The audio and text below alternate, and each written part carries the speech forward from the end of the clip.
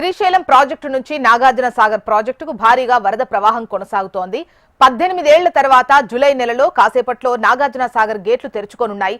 మంత్రులు ఉత్తమ్ కుమార్ రెడ్డి, కోమటిరెడ్డి వెంకటరెడ్డి, అడ్లూరి లక్ష్మణ్ నాగార్జున సాగర్ నుంచి 10 క్రస్ట్ గేట్లు ఎత్తి దిగువకు నీటిని విడుదల చేస్తారు.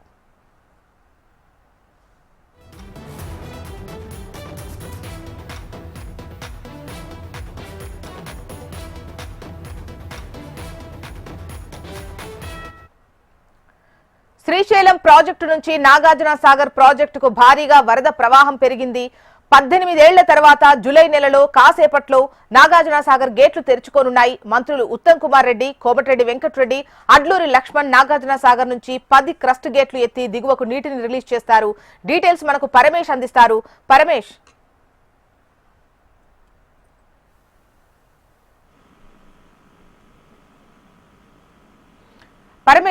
అన్మ్యూట్ చేసి చెప్పండి.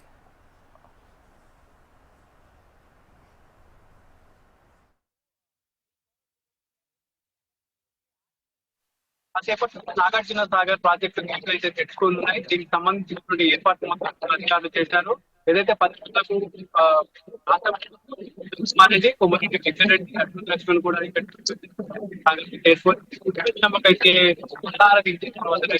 10 గేట్లను అయితే దిగువకైతే నీటిని విడుదల చేయనున్నారు. దీనికి సంబంధించినటువంటి ఏర్పాట్లు కూడా ఇప్పటికే చేశారు. శ్రీశైలం నుండి అయితే నాగార్జున సాగర్ కు భారీగా వరదలు తీసి రావడంతో నాగార్జున సాగర్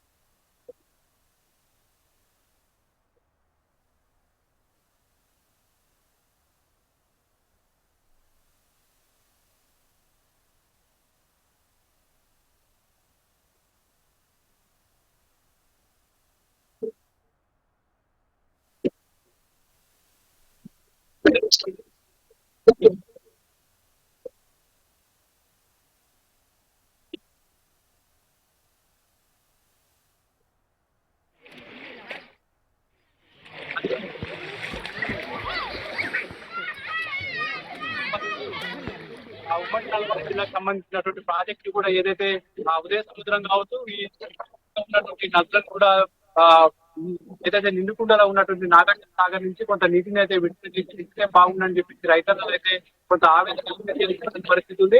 ఏదైతే నాగార్జున సాగర్ నుంచి 10 గేట్లు ఎత్తి కిందికైతే నీటిని విడుదల చేస్తున్నటువంటి పరిస్థితులలో ఈ మొత్తం కూడా సముద్రంలో కలుగుతుంది.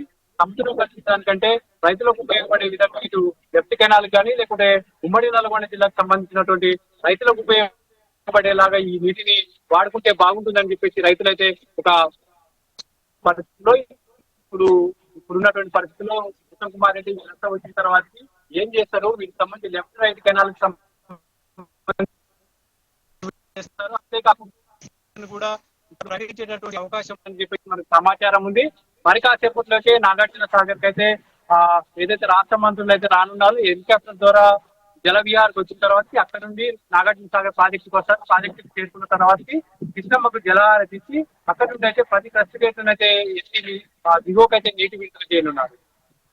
రైట్ పరమేష్.